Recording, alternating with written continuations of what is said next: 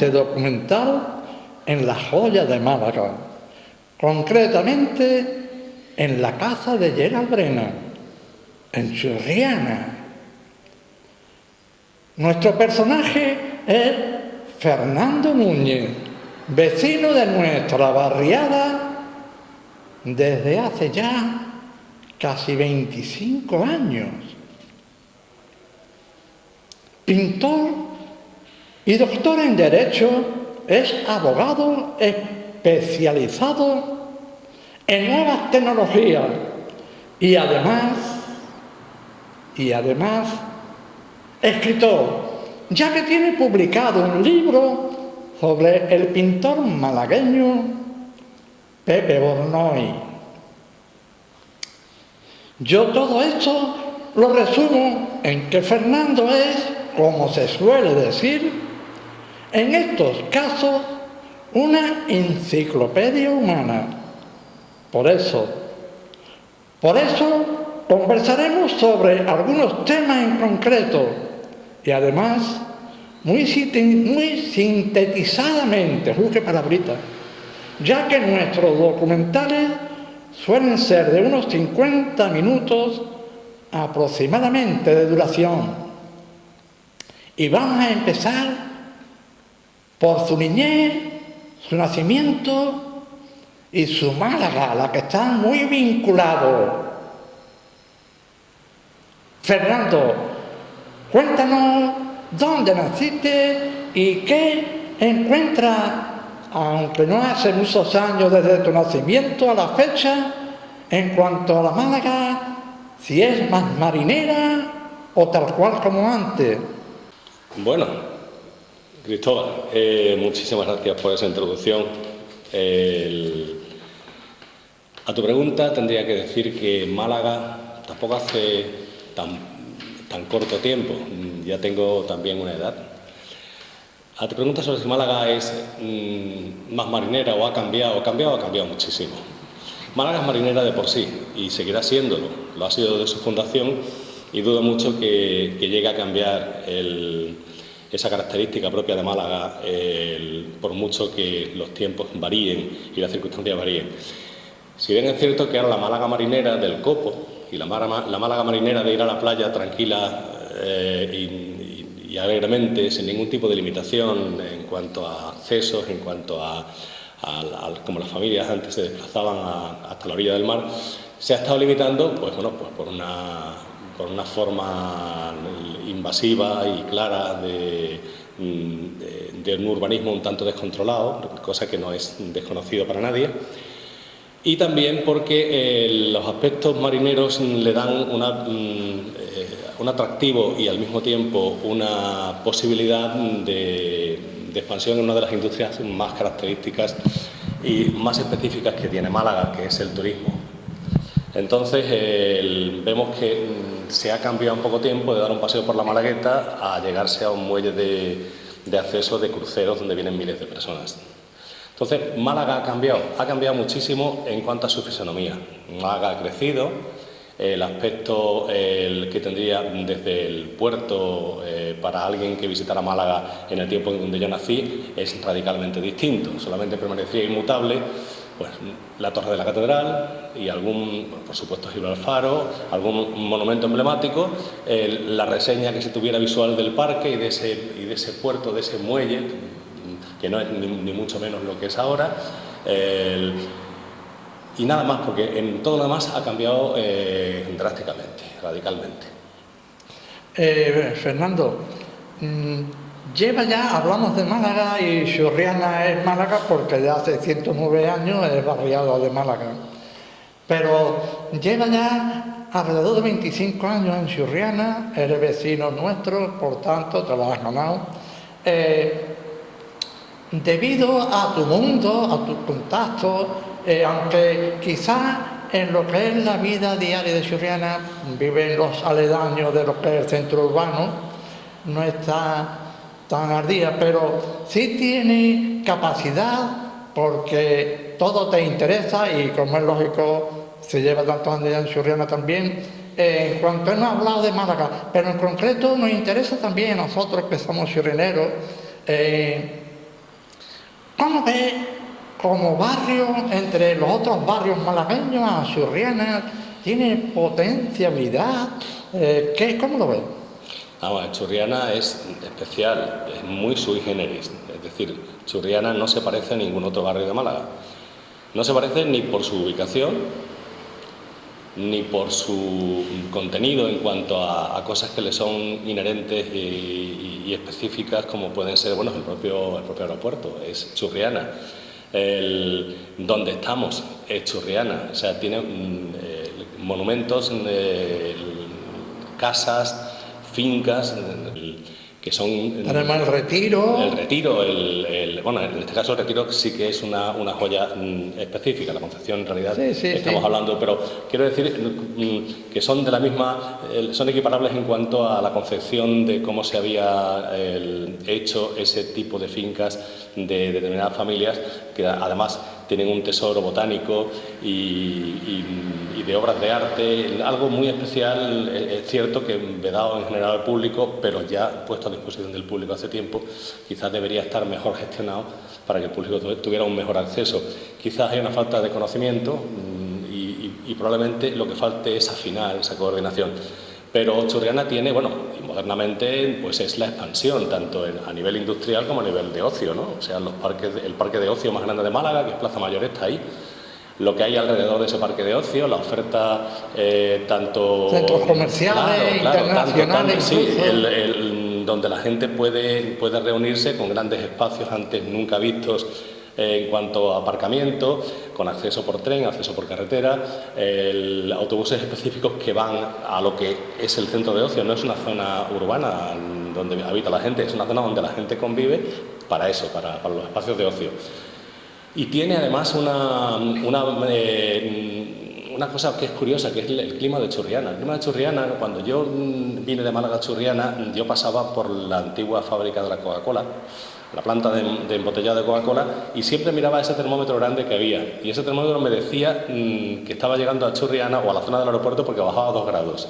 O sea, tiene incluso hay una variación específica, hay un microclima de Churriana, ¿no? Y Churriana efectivamente tiene cosas que la hacen distinta. Su ubicación es óptima, es decir, y mucho más porque con las infraestructuras nuevas que se han creado, pues estamos a un paso de enlazar con la autovía. Estamos a un paso de enlazar con el nuevo trazado de la carretera que va a desembocar a Torremolinos. Estamos a un paso de cualquier cosa. Los inconvenientes que tenía antes de esa carreterita estrecha que subía desde la carretera de Cádiz hasta el cruce, desaparecieron hace muchos años, y yo a medida que han ido ampliándose las infraestructuras me he sentido cada vez más cómodo y más libre de moverme, quizás con más libertad que si estuviera dentro del casco urbano o el casco tradicional de Málaga, ¿no? Es que tenemos incluso, bueno, todavía no podemos disfrutar de él, pero dentro de poco un espacio natural de miles y miles de metros, como es el Campamento Benítez, que tenemos incluso el primer campo de golf de Málaga y su provincia, que la Consola, que vemos incluso la Escuela de Hostelería, una de las más importantes de España. Y no sé si se me antoja, o tú como lo ves, desde el prisma de que ya era vecino nuestro, pero desde hace cierto tiempo, de que estamos concienciados los que nacimos aquí, vivimos aquí, de lo que tenemos, o bueno, y pasado del tema. Bueno, eso no es una característica exclusiva de Churriana, el no tener conciencia de lo que se tiene, es en general. Es en general, de otras cosas, porque la gestión del patrimonio y de los bienes culturales y de todo tipo que puede tener por proximidad una zona, en este caso Churriana, en cuanto a un barrio concreto con una ubicación concreta, geográfica concreta, o cualquier otro de los que componen el conjunto de Málaga, ¿no? No sabemos probablemente lo que tenemos, y también es posible que tampoco tengamos el tiempo necesario, ni la oferta, la información necesaria para poder utilizar los recursos que llegan. Quizás no hay demasiados recursos, podría haber más, pero hay, a mi modo de ver, una falta de información que hace que pasen sin pena ni gloria eso eventos, es muy importante, ¿no? Si se publicitaran más las cosas, cosa que por otra parte comprendo que es difícil, porque en los tiempos que corren la saturación de información es de tal grado que el dar una información un punto más es como colmar la gota que llena el vaso. Entre el WhatsApp, los mensajes, la comunicación, el estar todo el día pendiente de un terminal, de una tablet, de un teléfono, casi no hay espacio para levantar la cabeza y ver un cartel anunciador de cualquier cosa, de un evento. Pero toda la potencia que pueda tener, que la tiene, y muchísima, tengo que darle toda la razón Churriana, y que creo que en un futuro inmediato se va a ir desarrollando, porque suenan aires y noticias de que se va a mover, por ejemplo, se va a gestionar esta casa donde estamos ahora mismo, va a tener se acaba de inaugurar, como quien dice, ¿no?, después de la remodelación, pero va a tener una proyección que no va a tener nada que envidiarle a lo que están haciendo con el resto de la oferta museística de Málaga, ¿no? Eso ya es una noticia. Esto, Fernando, claro, yo como soy de aquí, pues algunos piensan, algunos, no como tira para casa, pero yo creo que esto de alguna manera, como es barriada de Málaga, lo tiene Málaga capital. Y este centro, la Casa de Brena en Churriana, para mí que es un santuario sobre todo de las letras, ya que en ella vivió durante muchos años el que está reconocido como uno de los grandes hispanistas, el inglés Gerald Brennan. No hace mucho conversaba con unos chavales de los colegios de aquí que me habían invitado a que me diera una vuelta por el casco viejo de Churriana y los llevé a la plaza, en Mirador. Y entonces le comenté, aquello que se ve allí, claro, está palpable, pues es el aeropuerto, Cristóbal. Y digo, ¿y esa casita que hay delante del aeropuerto aquí a este lado? Pues un cortijo. Y entonces le digo yo, ¿y Tutankamón quién fue? Pues es un rey egipcio, Tutankamón. Sí, sí. Y digo, ¿y entonces eso es un cortijo? Sí, pues un cortijo, una casita, árboles. Digo, pues mirad, eso es el centro de experimentación agrícola más importante de Andalucía, que está junto a la Plaza de la Higuereta. Fernando, resulta de que Huelva es en España la provincia que más fresa produce. Fresa, la fruta esa que hay tan popular.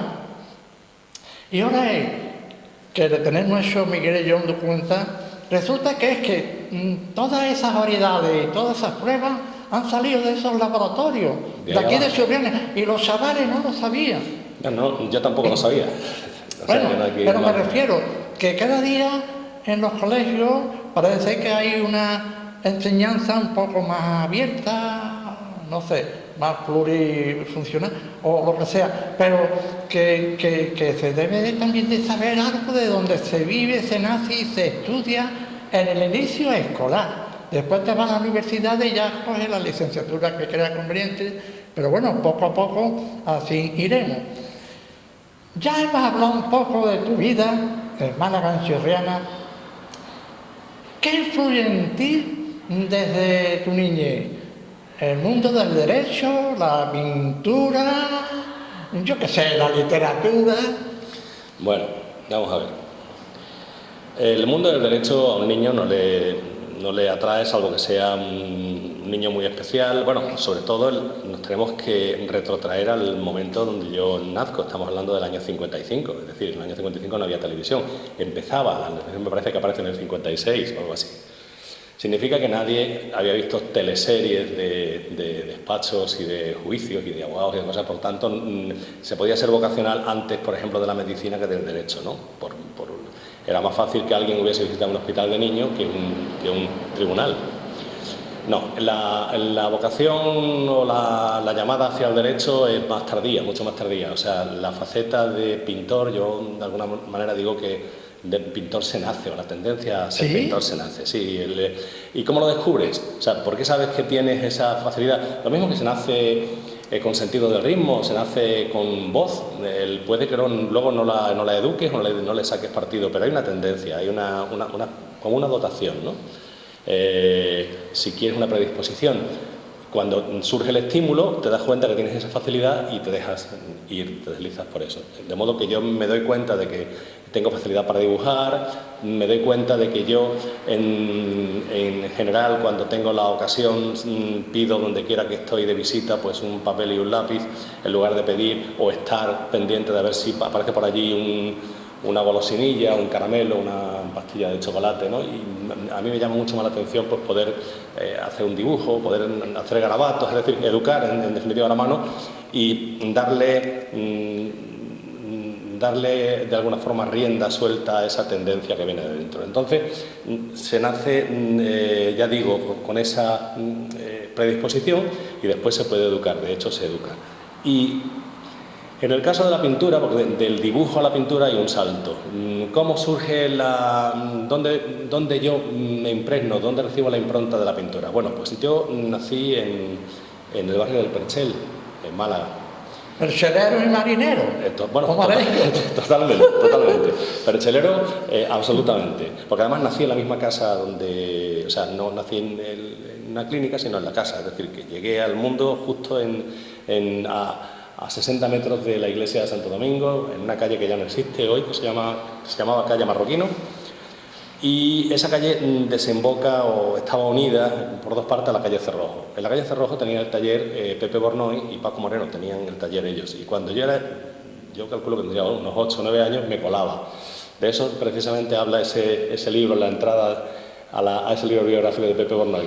Y allí es donde yo recibo el primer impacto, literalmente una bofetada de olores, de sensaciones, porque entrar en un taller de pintura cerrado, sobre todo en aquella época, es impregnarte de disolventes, de pintura, de barnices, de unos olores típicos que solamente se dan en un estudio de pintura, donde se está pintando, sobre todo se está pintando al óleo, ¿no? Y a partir de ahí yo ya empiezo a desarrollar, en la medida de mis posibilidades y también en la medida, pues claro, cada edad da ciertas limitaciones en cuanto a dedicación a tiempo y en cuanto a este tipo de cosas, hasta que, bueno, vamos poco a poco llegando, después de un paréntesis importante, que me dediqué mucho más a mi actividad profesional, dejando un poco al lado el tema de la pintura. Recobro el interés, bueno, un interés que estaba ahí, estaba latente, estaba en stand-by, como se dice ahora, recobro o recupero esa tendencia hace como unos 15 años. Sí. Y en esos 15 años pues he desarrollado la pintura que se puede ver alrededor, una pequeña muestra, más pintura anterior, que no hay aquí en ninguna obra. Y bueno, y no voy a dejar ya la pintura porque la pintura ya es tan consustancial en mí que yo, jugando con los verbos ser y estar, diría que soy pintor y estoy abogado, porque cuando deje de ser abogado ya no estoy dentro del ámbito de la abogacía. Siempre seré, pero a lo que no puedo renunciar es a ser pintor. Puedo dejar de ejercer voluntariamente, pero aunque yo dejara de pintar, siempre me sentiría pintor por dentro.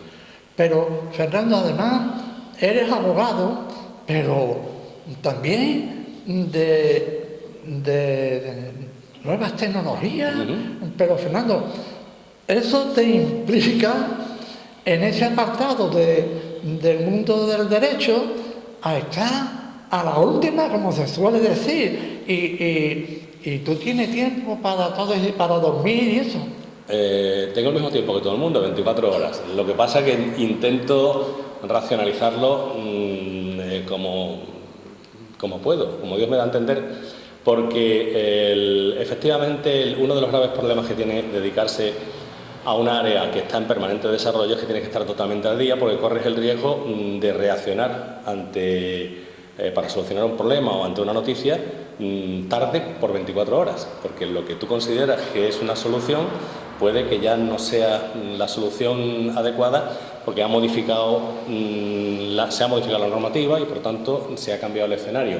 Eso te obliga a estar permanentemente en una puesta al día. De todas formas, todos los profesionales deberían estar permanentemente puestos al día, aunque sus materias no sean tan cambiantes casi minuto a minuto como son las nuevas tecnologías. Pero eso ya se lleva. De todas formas, por lo que decía antes, ¿quién no lleva en el bolsillo un terminal, un teléfono, un smartphone?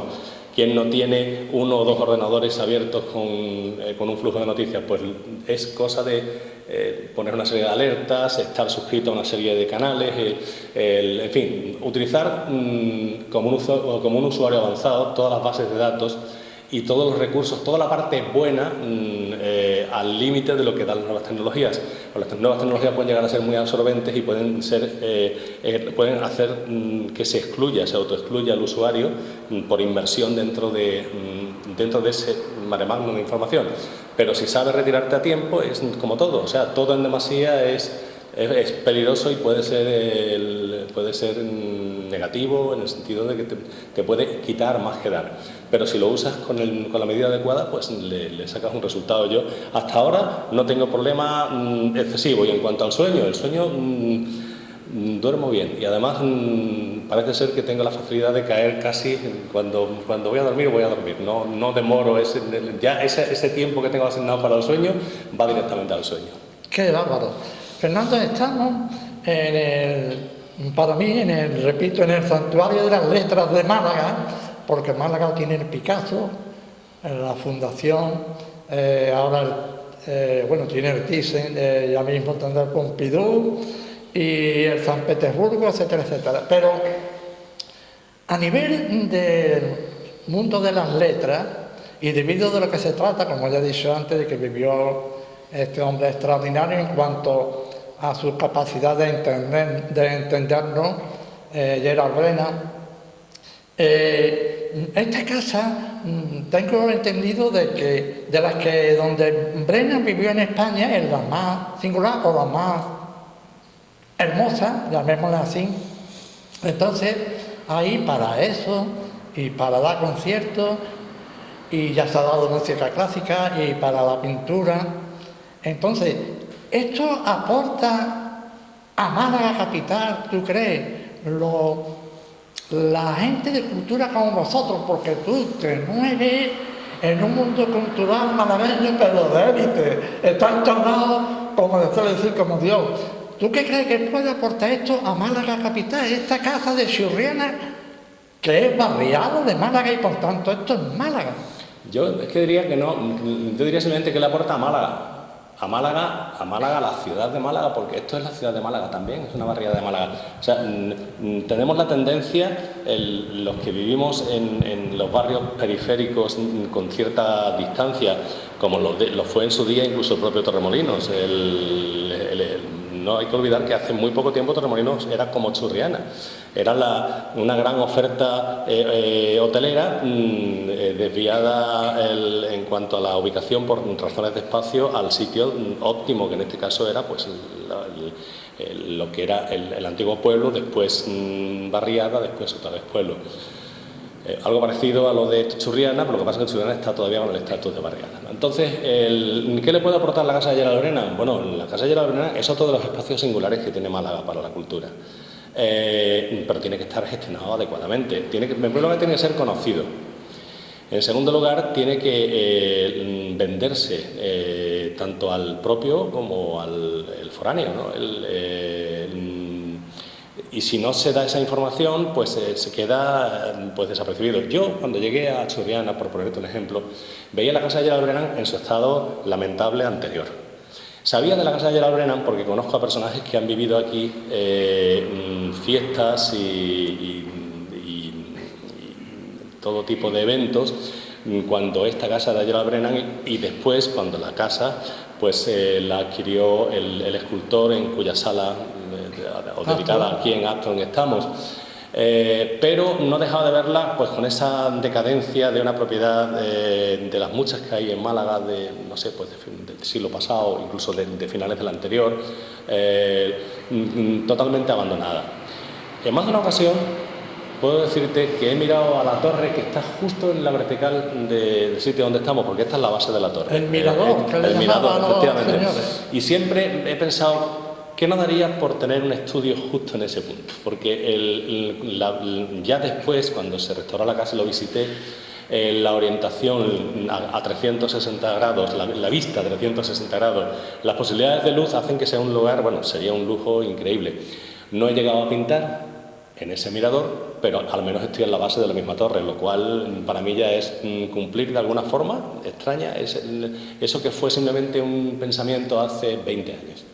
Probablemente ese mirador, si existe un mundo tras la muerte, esté aún el espíritu de quien en sus últimos años, por la tarde, la señora Gamer, la esposa de Brena, solía sentarse y mirar hacia nuestros entrañables pinos del coto y veía cómo el sol se iba hacia otras latitudes.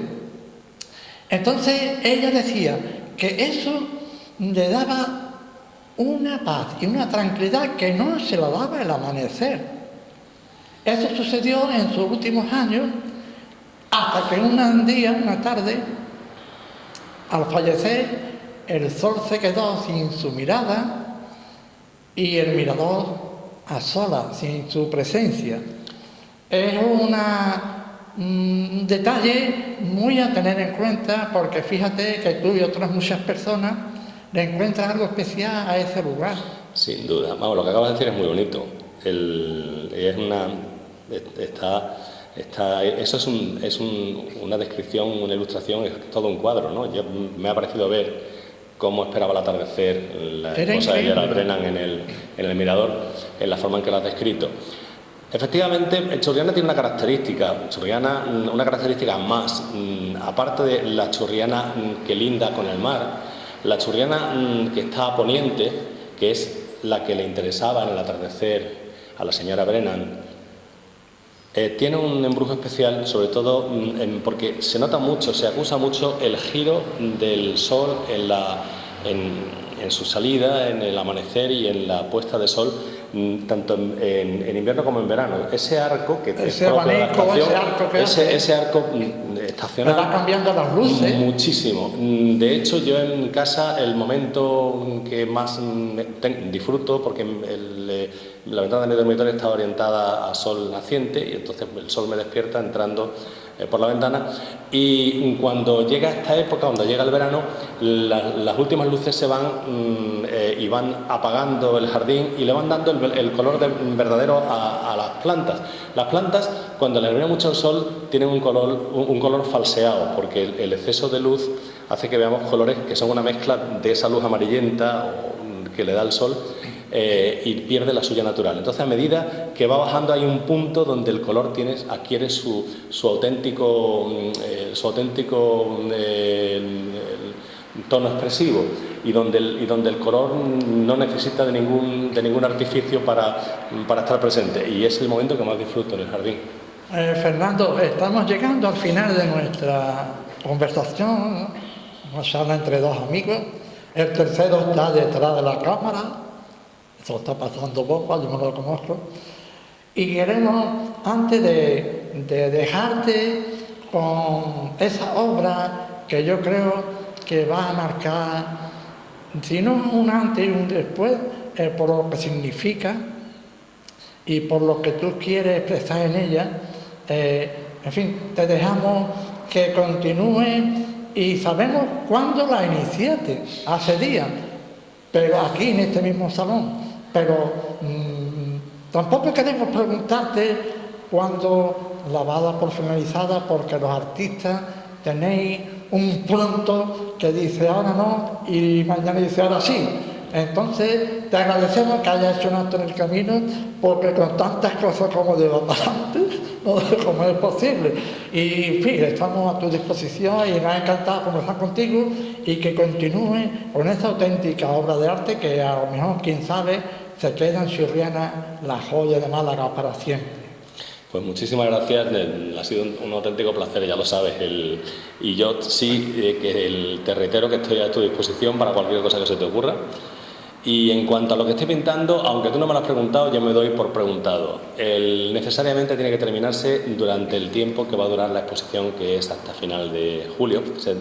Estará terminada. Lo que puede es que esté terminada antes de. Es decir, el límite sería final de julio, pero probablemente estará terminada antes. Quería decir una cosa respecto a esa obra. Cuando yo la voy a pintar, todo me va ocurriendo sobre la marcha, ¿no? Yo me voy impregnando de la casa de Brennan y inmediatamente me surge la necesidad de pintar un retrato de Brennan. Y te pido a ti una imagen un poco difundida, una imagen que fuera un tanto especial, de los últimos tiempos de Brennan, pero que tuviera como característica haber sido captada directamente por quien me la da. No es una imagen que viene de manos de alguien que la ha obtenido en un repositorio de otro alguien y tal. Y tú, pues, gentilmente, como es habitual en ti, pues me la das. Y yo aparezco, pues, 2 días después, ya con los trazos de lo que va a ser el retrato. Pero además la hago en la casa. Y como decías antes, si es cierto que el espíritu de las personas impregna la estancia, se pega de alguna manera a las paredes, yo puedo decir que cuando me quedo solo pintando, cuando todavía no ha llegado la gente para ir viendo lo que hay colgado en la sala, yo me siento acompañado, no sé si es Brennan, si son las muchísimas personas con fuerza creativa y artística, los personajes que han desfilado por aquí. No olvidemos que aquí ha estado, pues, Hemingway, Orson Welles. En la época, después de Brennan, en la época del escultor, pues han estado también la florinata de los artistas y de los aristócratas.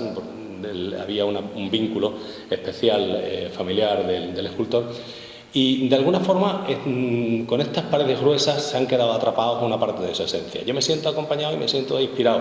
Puede ser que lo siento yo así, pero es que, bueno, me tomo esa libertad, que cada cual piense lo que quiera, es lo que yo siento.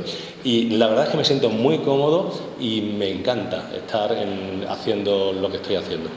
No queremos desvelar sí lo que el cuadro encierra, porque además, Fernando, es complicado lo que está haciendo, porque son la cara de Brennan, de acuerdo, el retrato, pero varios cuerpos, hay algunos labios, una nariz que significa de otras personas, pero esos detalles los dejamos para ese día que esté finalizado y que sea tú mismo quien lo explique a quien tenga la suerte de contemplarlo y de saber la gran obra que está realizando. Lo dejamos para ese momento, por lo menos la explicación. Muchas gracias.